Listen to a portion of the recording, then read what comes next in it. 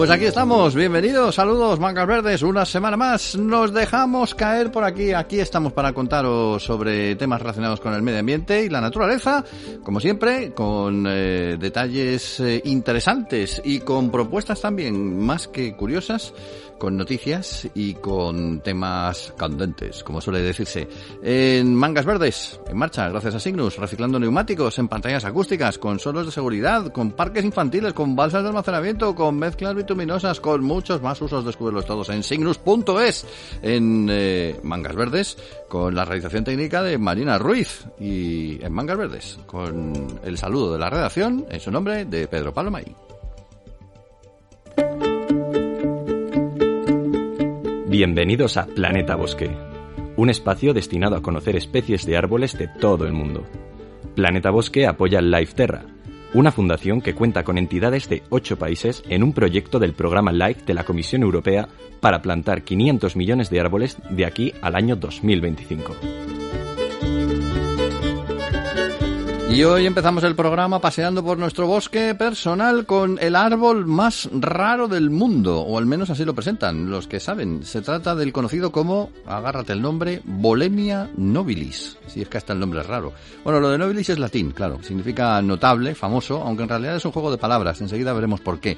Lo de Bolemia viene del lugar donde fue descubierto, en 1994, o sea, es muy reciente, en un área aislada del Parque Nacional Bolemi, de ahí su denominación, ubicado en Nueva Gales del Sur, en Australia, a unos 150 kilómetros al norte de Sydney, la ciudad más grande y poblada de este país que está en nuestras antípodas. Por cierto, Sydney no es la capital de Australia, que ya sé que estéis convencidos de ello, la capital es Canberra. Este dato no tiene nada que ver con lo de los árboles, pero bueno, os lo dejo ahí por si participáis en el Trivial Pursuit o algún juego de mesa de ese tipo. Volviendo a los árboles, el caso es que este parque nacional es el segundo más grande de Nueva Gales del Sur y contiene las áreas salvajes más extensas. Está incluido en la región de las Montañas Azules, que en su día fue clasificada como Patrimonio de la Humanidad por la UNESCO. Y nuestro protagonista hoy es el árbol en sí. Fue descubierto por un montañero que tenía buenos conocimientos de botánica porque trabajaba como guardabosques en el Servicio Australiano de Parques, y su nombre es... vaya, David Nobel, claro, por eso decíamos lo del juego de palabras con nobilis. El caso es que este hombre se percató de que estaba ante una especie desconocida hasta el momento y se llevó una ramita del suelo a casa para ver si era capaz de identificar el árbol en alguna de sus guías, pero no pudo. Después de consultar a varios especialistas, se confirmó, había descubierto una especie nueva. Es más, había encontrado un género nuevo. Popularmente se le ha llamado el pino de Bolemi, pero esta denominación es incorrecta porque no tiene nada que ver con los pinos. El Bolemia nobilis es un árbol de hoja perenne que puede llegar a los 40 metros de altura y cuya corteza es de un característico color marrón con una textura comparada con el recubrimiento de chocolate con arroz en algunos cereales y turrones. Es muy curioso. Es más resistente al frío de lo que por su distribución subtropical podría creerse, y existen algunos documentos según los cuales es capaz de sobrevivir a temperaturas de hasta 12 grados bajo cero. Muchos ejemplares cuentan con troncos múltiples porque es un árbol que tiene la peculiaridad de que si es talado forma vástagos con mucha rapidez. De hecho, es tan raro que tras ser clasificado en la familia de las plantas araucarias fue calificado como un auténtico fósil viviente, ya que se creía que estaba extinta esta especie desde hacía 2 millones de años, algo así como el celacanto o la zarigüeya. Bueno, en este caso, mejor compararlo con el ginkgo o la metasecuoya, por ejemplo, que también son árboles y también son fósiles vivientes. No hay muchos Bolemia nobilis en pie, la verdad, apenas unos cientos de ejemplares que crecen en estado salvaje en 3 localidades australianas, pero hay algunos también en distintos jardines botánicos del mundo, en Madrid, por ejemplo, en Barcelona y en Valencia, y en otras ubicaciones españolas, como el Parque del Buen Retiro en Madrid, los jardines barceloneses de la Tamarita, la Fundación Sales de Vigo o el Parque Municipal de las Heras Energía de los Caballeros en Zaragoza. Se venden también a particulares, aunque son bastante caros, la verdad. Aún así, si te apetece tener un fósil en tu salón, pues ya sabes el árbol que tienes que comprar, el más raro del mundo. Plantar, geolocalizar, educar, crear comunidad. Si quieres hacer algo eficaz en favor del medio ambiente, súmate a Life Terra, uno de los proyectos más importantes diseñado en la Unión Europea para reforestar nuestro continente. Aprende más en www.lifeterra.eu.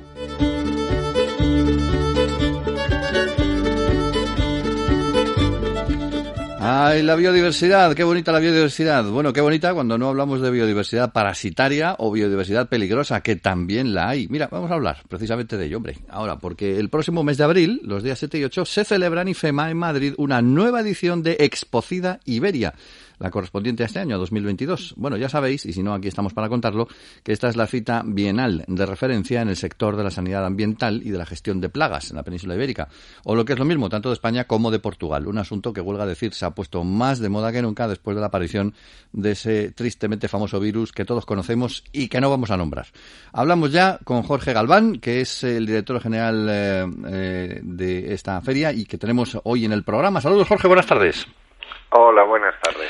Bueno, una feria que en la última vez que fue organizada, la última edición, contó con más de 2.400 visitantes profesionales y más de 400 congresistas, con lo cual las expectativas para esta nueva edición creo que en principio se plantean bastante buenas, ¿no? Sí, se plantean bastante bien, sobre todo porque, como bien has dicho, es una convocatoria bienal en la que todo el sector de la sanidad ambiental, se puede reunir, y debido a las condiciones sanitarias que hemos tenido, pues no hemos podido reunirnos físicamente o presencialmente hasta ahora, y hay muchas ganas de compartir, de ver las novedades y sobre todo de hablar de lo que hemos pasado en esta pandemia en la que la sanidad ambiental pues ha jugado un papel crucial, sobre todo en el tema de desinfecciones, ya que, bueno, como sabéis, todo lo que se prevé a partir de ahora es que si llega algún tipo de enfermedad, como nos ha llegado la COVID-19, transmitida por SARS-CoV-2, pues algún tipo de enfermedad sea de origen zoonótico, y en las enfermedades de origen zoonótico las empresas de sanidad ambiental pues tienen mucho que decir y que aportar. Sí, se ha hablado muchísimo del riesgo de las zoonosis. ¿Cuáles son las especies más peligrosas en España para transmitir ese tipo de enfermedades? Bueno, a veces la especie que puede transmitir la enfermedad es la que menos nos esperamos, ¿no? Un vector de una enfermedad puede ser cualquiera, las ratas son vectores de enfermedades, hay muchos vectores de enfermedad, concretamente el mosquito común, el Culex pipiens, que es un mosquito que lo tenemos en toda la península y lo vemos siempre, puede transmitir enfermedades zoonóticas. De hecho, en Andalucía ha habido un problema con la fiebre del virus del Nilo, que ha sido transmitida por este mosquito, por el Culex pipiens. Es una enfermedad zoonótica que se puede transmitir al hombre, en el que el hombre luego ya no la puede transmitir. Sería lo que llamamos un fondo de saco epidemiológico. Sería el último eslabón de esa cadena de transmisión. Y bueno, este año nos referimos al pasado, por supuesto. En la campaña anterior tuvieron un índice alto de incidencia, sin embargo el año pasado solo registraron 4 muertes, y todos eran personas con patologías previas, y se bajó mucho la incidencia gracias a la actuación de la intervención de la sanidad ambiental, de empresas de sanidad ambiental que hicieron un control vectorial de mosquitos muy exhaustivo. Siempre se habla mucho de lo que es la sanidad, pues, y sobre todo se ha hablado durante los últimos 2 años de la sanidad pública o privada aplicada a los seres humanos, pero ¿crees que la gente conoce la importancia de esa sanidad específica ambiental dedicada a la prevención de plagas y a la lucha contra las mismas? Yo creo sinceramente que somos los grandes desconocidos. Yo siempre digo que somos desconocidos porque hacemos bien nuestro trabajo. Ya que lo hacemos mal se enterará todo el mundo, porque tiene mucha repercusión. De hecho, invito a la gente que quiera en YouTube, ANECPLA, que es la Asociación Nacional de Empresas de Sanidad Ambiental, de la que yo soy director general. ANECPLA tiene un vídeo corporativo que tiene una frase que a mí me encanta, que es: somos el primer filtro de tu calidad de vida, y eso es real. Nuestras empresas se dedican a controlar todo este tipo de vectores y amenazas sanitarias para que se mantenga un estado de salud pública lo suficientemente bueno. La salud pública es eso que todos queremos que esté bien y que se interviene a través de ella mediante los procesos de sanidad. Y la sanidad ambiental es una de esas ramas. De hecho, ahora mismo hay un enfoque difundido a nivel mundial y europeo, por supuesto, y que en España se ha creado ya la plataforma de este enfoque, que es el enfoque One Health. Ya tenemos la plataforma One Health, en el que se dice lo que comentabas tú antes. Nosotros siempre tenemos mucho enfoque en la salud humana, en la sanidad humana, el sistema sanitario asistencial humano, pero cuando hay una zoonosis o una enfermedad grave, al final interviene tanto la sanidad humana como la animal, como la ambiental. Intervienen las tres. Por eso hay que hacer un enfoque integral de la salud. Porque cuando nos viene una pandemia hay que controlar tanto al vector, que lo haría la sanidad ambiental, como a los animales que transmiten ese virus, que lo haría la sanidad veterinaria o animal, como a las personas, que sea la sanidad humana o asistencial. Hace unos días comentabais que ya habíais confirmado la participación de María José Sierra, jefa de área del Centro de Coordinación de Alertas y Emergencias Sanitarias del Ministerio de Sanidad, y de Marian García, más conocida como Boticaria García, la doctora en farmacia graduada en nutrición humana, dietética, óptica y optometría, entre otros profesionales de prestigio que iban a participar en esta nueva edición de Expocida. En total, ¿andaréis por la misma cifra más o menos de congresistas, 450 que en la edición anterior? ¿Vais a superarla? ¿Cómo va a ser eso? Yo espero que al menos la igualemos y con una buena expectativa la superemos. Tenemos que tener en cuenta que nosotros hemos hecho un cambio de fecha del Congreso, que era el 23 y 24 de febrero, para intentar garantizar una estabilidad sanitaria y que la seguridad de las personas fuera la mayor posible. Y entonces nos hemos ido de febrero al 7 y 8 de abril para intentar garantizar esto.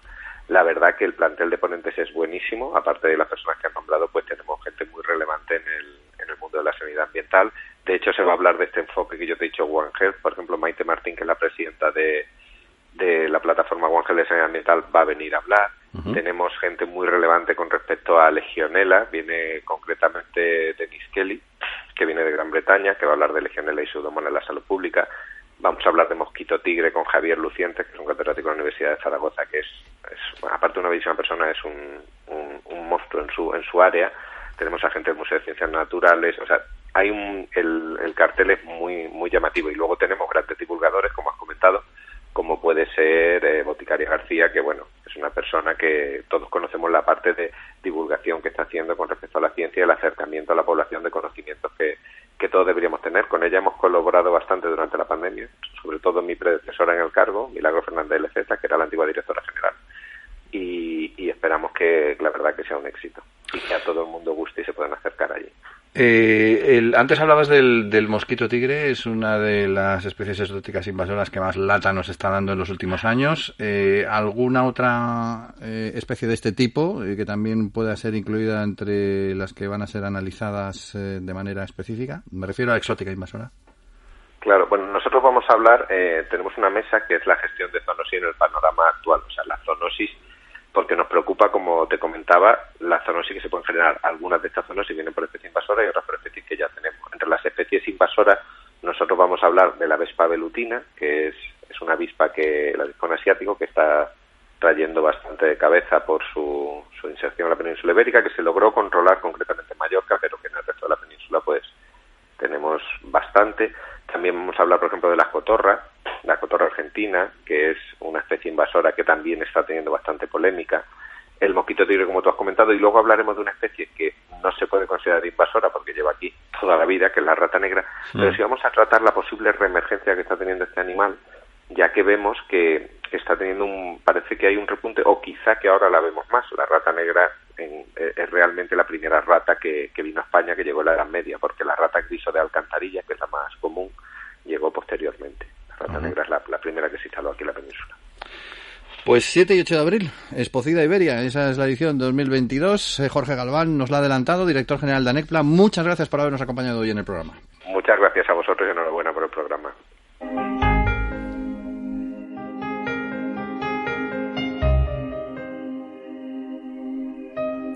Mangas Verdes reflexiona.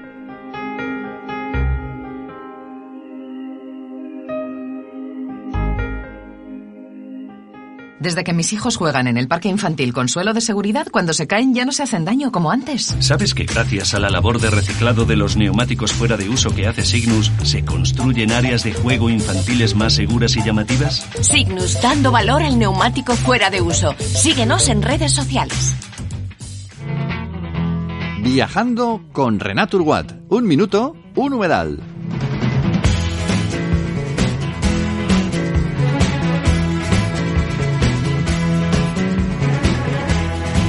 Pues ala, mochila al hombro, seguimos nuestro recorrido por los humedales españoles y regresamos a Andalucía, pero esta vez a Córdoba, porque tenemos que visitar la Reserva Natural Lagunas del Sur de Córdoba, claro. Como su nombre indica, estas zonas húmedas están compuestas por varios humedales que ya fueron declarados Reserva de la Naturaleza en 1989 por sus valores como espacios de hibernación y nidificación de las aves migratorias. Bueno, en total hay media docena: la Laguna Amarga, la de Tiscar, la de Zoñar, la de Rincón, la de Los Jarales y la del Salobral. Y como su nombre indica, pues también se ubican en el sur de la provincia, en torno a las poblaciones de Lucena, Aguilar de la Frontera, Puente Genil, Baena y Luque. En el municipio cercano de Santaella está, por cierto, la mayor extensión de viñedo ecológico del mundo, en la variedad de uva Pedro Ximénez, o Pedro Jiménez. Yo nunca sé cómo se lee esto de las X con J, ¿no? Bueno, pues Pedro Jiménez. Cada laguna tiene sus características particulares. La Laguna Amarga, por ejemplo, se llama así por razones fáciles de comprender. Más vale que no beba sus aguas porque está ubicada en un valle cubierto de olivos, pero con una concentración elevada de sulfato de magnesio. Por cierto, cerca de allí se encuentra la Laguna Dulce, aunque a día de hoy está desecada por completo. La de Tiscar lo que tiene es que posee una elevada cantidad de sales de yeso. La del Conde o Salobral es obviamente de agua salada y se ubica al lado de la carretera Córdoba-Granada. La de Zoñar está cerca de Aguilar de la Frontera, también con olivares y además con viñedos, y los expertos la consideran la más importante de este conjunto, aunque en realidad es un 3 en 1, porque sus aguas se reparten en una laguna principal y otras dos más pequeñas, y provienen de acuíferos subterráneos de hasta 13 metros de profundidad. La Laguna de los Jarales es la más pequeña, tiene forma curiosa, circular, y además aparece y desaparece, porque con las lluvias de invierno se puede disfrutar de ella, pero al llegar los calores del verano, ya por junio, se desvanece por completo. La Laguna del Rincón se ubica en una zona de cultivo de vid y cereales. El agua que se acumula en estas zonas húmedas permite el crecimiento de vegetación palustre, o sea, de carrizos, de espadañas, de eneas, juncos, cañas, madreselvas, zarzaparrillas, torbiscos y también vegetación subacuática. Dentro de lo que es la fauna acuática, una especie particular allí es el pejerrey, un pez que tiene una distribución bastante reducida en la península. Pero lo más importante en este humedal, como en tantos otros, es la amplia comunidad de aves que lo utilizan precisamente pues para nidificar, para pasar los rigores meteorológicos. Y destacan, por ejemplo, entre las especies que podemos encontrar allí, el pato malvasía, el calamón, el tarro blanco, la grulla, el flamenco, el porrón común, la focha común y el pato colorado, entre otros. Además de su atractivo ecológico, esta zona cuenta con recursos turísticos, históricos, artísticos y culturales, así que es otro lugar para visitar, la Reserva Natural de las Lagunas del Sur de Córdoba.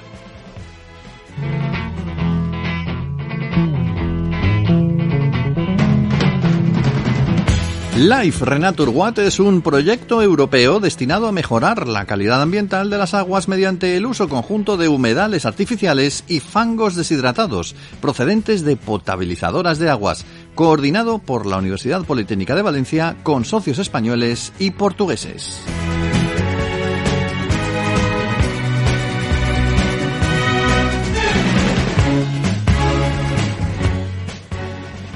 En nuestro programa tenemos que hablar también de energías renovables y en este caso de la energía renovable de moda, que es la eólica. De hecho, la principal fuente de este tipo a la hora de generar electricidad en España durante 2021, más del 23%, casi la cuarta parte del total de esta producción anual del mix energético español, subiendo poco a poco respecto a los últimos años, es precisamente generada por el viento. Hablamos con Juan Virgilio Márquez, que es director general de la Asociación Empresarial Eólica. Saludos, Juan, buenas tardes. Hola, buenas tardes, ¿cómo estáis? Bueno, estamos gratificados de que vaya en aumento precisamente el peso de las renovables en España. Hay prácticamente presencia en todas las comunidades autónomas de la energía eólica, ¿no? Pues sí, la verdad es que yo creo que somos un ejemplo claro de un caso de éxito, porque ya hay parques que tienen 20 años de antigüedad, pero actualmente la eólica cubre más del 23% de la energía eléctrica que consume en este país, ¿no? Y es un hito importante porque ya es un hito que entendemos que es un punto de inflexión que se va a mantener. Tener en cuenta que año a año se van a seguir incorporando más parques eólicos para cumplir los objetivos de 2030. Actualmente estamos en unos 28.000 megavatios y tenemos que llegar a 50.000 aproximadamente en 2030, por tanto esa primera posición en el ranking se va a ir manteniendo y bueno, ¿quién no se va a decir, no? Que hace años algo que era un problema, el viento para nuestros abuelos en el campo, se va a convertir en una fuente de riqueza, de generación de electricidad y de futuro, ¿no? ¿Cuántos parques eólicos hay ahora mismo en España? En España hay más de 1.200, unos 1.260 parques eólicos como te digo, con más de 20.000 aerogeneradores, muchos de ellos antiguos, que eran más pequeñitos, porque las nuevas máquinas que se están instalando son completamente diferentes, tanto en tecnología como en tamaño, con los aerogeneradores más antiguos, pero estamos hablando de más de 20.000 aerogeneradores y más de 1.200, unos 1.260 parques eólicos en casi todas las comunidades autónomas. Ajá. ¿Hay alguna donde haya mayor presencia? A lo mejor Andalucía, ¿no? Porque por ser más grande, por territorio. La comunidad líder históricamente y en la realidad y en la actualidad, es Castilla y León, que lidera el ranking. Luego le siguen de cerca pues Galicia, le siguen de cerca Castilla-La Mancha, Andalucía, Aragón. También Aragón ha sido una comunidad que en los últimos años ha cambiado radicalmente la velocidad, se ha puesto a desarrollar proyectos eólicos con mucha velocidad y de forma muy adecuada, y por tanto pues ha ocupado un ranking importante, ¿no? Pero la primera, sin ninguna duda, es Castilla y León. Castilla y León, para que os hagáis una idea, tiene del orden de la potencia instalada comparable a lo que puede tener Dinamarca. Entonces, es cierto que Dinamarca es un país muy chiquitito, pero estamos hablando de más de 6 gigavatios. Dinamarca no llega a 8 y pico, sí. Pero es algo que puede ser interesante para que lo podamos comparar, ¿no? El posicionamiento que tiene España con el territorio que tiene y la creencia que ha tenido durante muchos años de apostar por esta energía y llegar hasta donde estamos ahora mismo, ¿no? Ha habido 2 nuevos récords, tengo aquí apuntados, por la eólica en 2021. Por primera vez se superó los 20.000 megavatios de generación instantánea el 8 de diciembre. ¿Qué significa esto de la generación instantánea? Pues eso significa que durante un momento, en un instante del día, todos los parques eólicos, que como digo son 28.000 megavatios, han llegado a generar 20.000 megavatios instantáneamente. Es decir, un parque eólico no genera siempre toda la potencia que tiene instalada, depende de la dimensión, de la densidad de viento y la intensidad de viento que tiene, capta más o menos viento y entonces se puede llegar a producir el 100% de la potencia, puede quedarse en un porcentaje inferior. Bueno, pues hubo un momento del día, que fue el día 8 de diciembre, donde a las 3:74 de la tarde se consiguieron superar los 20.000 megavatios de potencia instantánea. Esto es un hito histórico, porque nunca se había conseguido, que se conjugaron varios aspectos. Primero, un buen día de viento, y segundo, un gran parque eólico que está instalado y que cada día va a superar estos récords, ¿no? Y otro récord, el del 29 de diciembre, la eólica llegó a cubrir el 83,6% de la demanda peninsular, aunque fue de madrugada, pero bueno, oye, que es un dato... Correcto. Sabemos que de noche, en las horas de la tarde y la madrugada y al amanecer, es cuando más recurso eólico hay como 2 picos. Si uno ve la curva de generación, la típica curva de generación de un parque eólico, hay un pico en el amanecer y un pico en el atardecer, y hay una especie de valle al principio, en la mitad del día.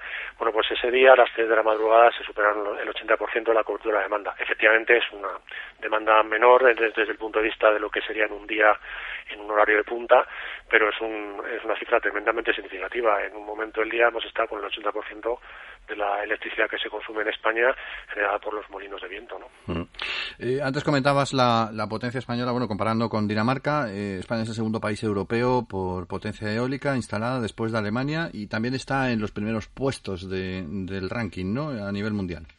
Sí, España es una referencia, fue pionero junto con Alemania y Dinamarca en el desarrollo de la eólica, y bueno, pues de eso nos hemos visto beneficiados, ¿no? En primer lugar, porque tenemos una cadena de valor completamente instalada en nuestro país. España es el único país del mundo, y digo el único del mundo que tiene el 100% de la cadena de valor. Si excluimos evidentemente a China en sí es un mercado enorme, tan grande que básicamente China instala en un año en su territorio todo lo que tiene España en toda su historia.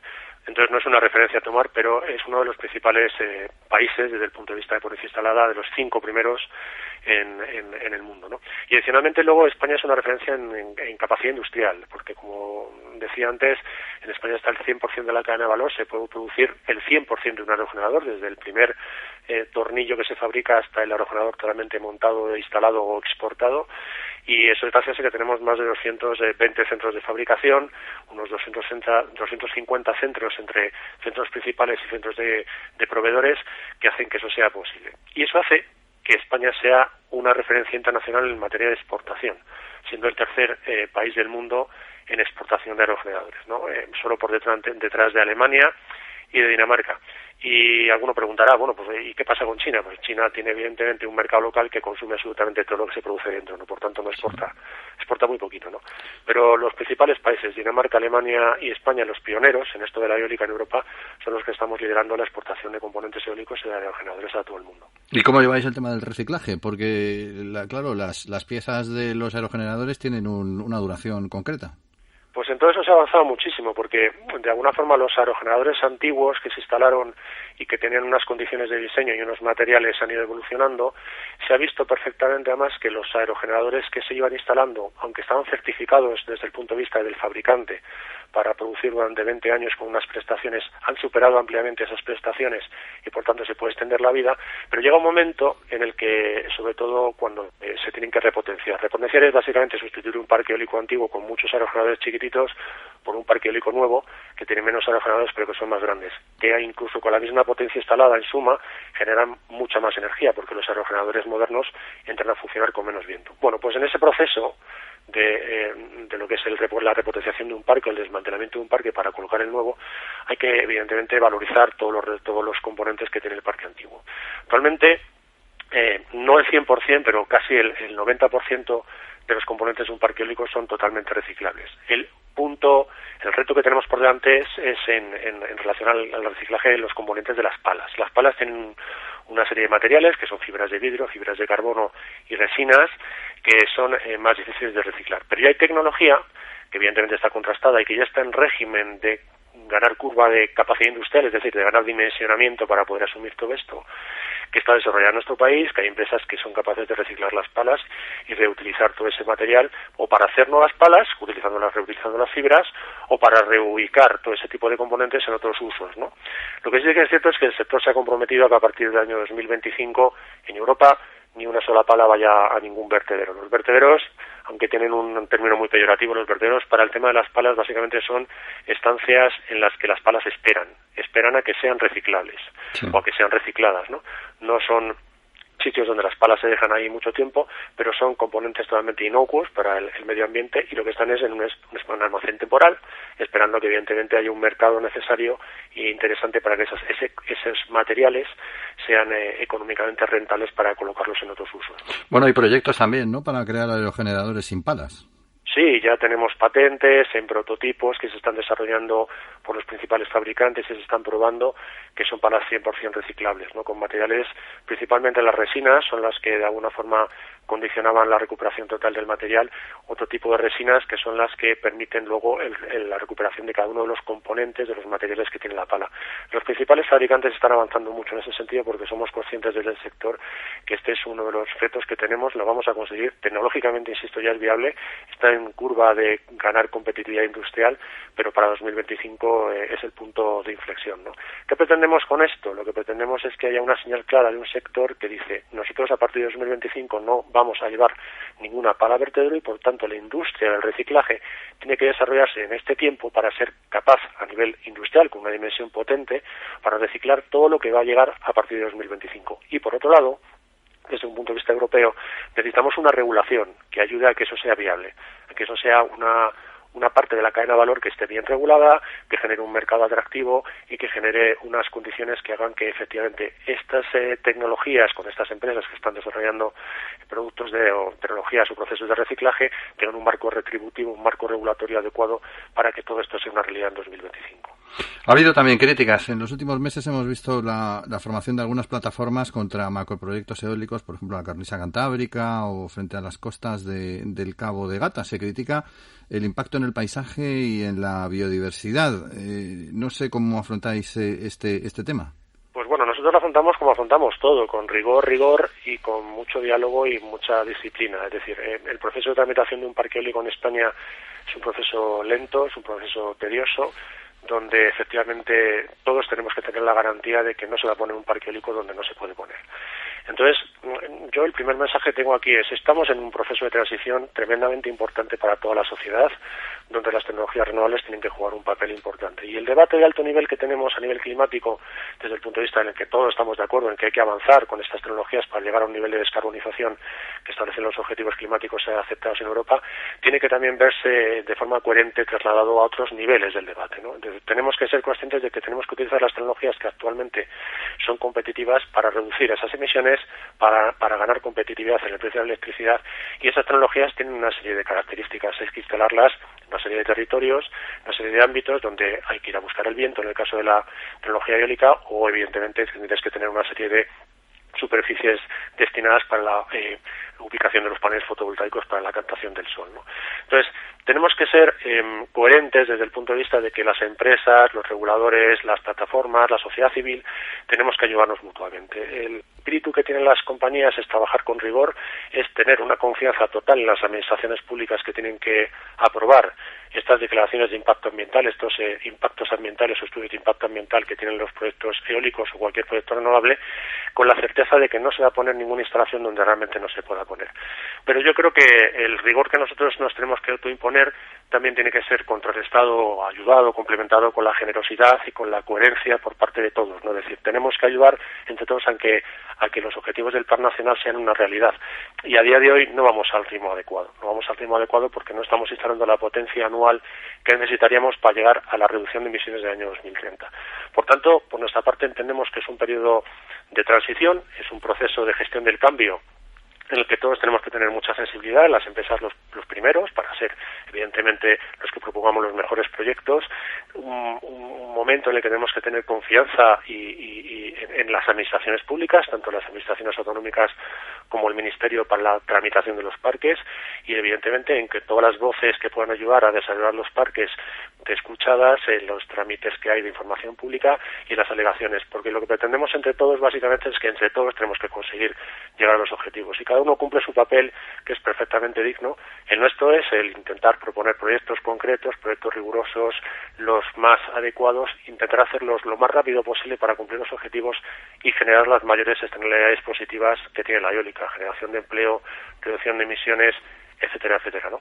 Yo creo que es un trabajo en equipo en el que estoy seguro que todos vamos a poder colaborar y que quizá en estos momentos puede ser un periodo transitorio donde por cierta velocidad que hemos tenido que coger en los sectores de tramitar mucho proyecto para aprovechar los hitos y los periodos que tenemos, ha habido quizá una cierta preocupación más a nivel mediático, pero esto se va a calmar en el futuro porque vamos a llegar a una velocidad adecuada, vamos a llegar a un entendimiento y sobre todo, como digo, a la confianza de que los proyectos se van a hacer bien, se van a hacer donde se tienen que hacer y se van a hacer evidentemente con la generosidad de todas las empresas y por tanto y del resto de partes de la sociedad que tienen que entender que esta es la tecnología que hay que instalar y que tenemos que ayudar entre todos a que sea una realidad, ¿no?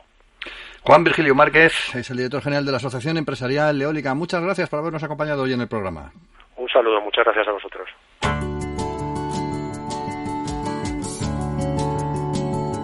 Mangas Verdes, contigo.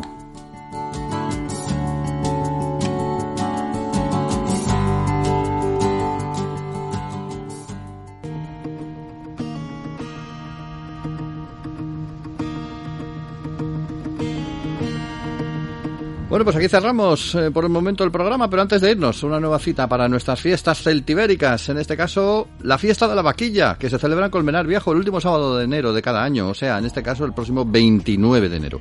25 vaquillas sueltas, en realidad 25 personas disfrazadas de vaquilla, cada una de ellas con un armazón decorado con sedas de colores, mantones de Manila, cuernos que salen a la calle en compañía de su mayoral, los vaquilleros, los talegueros, se pasean con distintos bailes hasta concluir el recorrido en la Plaza del Pueblo. La verdad es que es un espectáculo. Cada vaquilla tiene su nombre: zalamera, salerosa, escandalosa, cortijera, la descará, vamos, hay de todo. Al final del acto se simula el sacrificio de cada vaquilla con 3 tiros al aire y ahí, a continuación se bebe su sangre, simulada, claro. Se trata en realidad de sangría con limonada. Este festejo, según algunos autores, puede remontarse a la época de los romanos, incluso antes, cuando los jóvenes se disfrazaban con pieles de animales y cornamentas y corrían tras las mujeres para simbolizar el afán por retomar la fertilidad y la vida tras el paso de lo más duro del invierno. En el caso de esta localidad madrileña, parece que el origen de la fiesta se remonta por lo menos hasta el siglo XIII. Fue entonces cuando se consolida, al menos en el municipio, de tradición ganadera y fue declarado fiesta de interés turístico nacional en 1986. Cerramos Mangas Verdes en marcha gracias a Signus, utilizando materiales reciclados del neumático en lugar de recursos naturales. Descúbrelo en signus.es. Hoy hemos contado con el control de sonido de Marina Ruiz. En nombre de todo el equipo de la plataforma medioambiental de la Agencia EFE, os ha hablado Pedro Pablo May. Hasta la semana abierta que viene.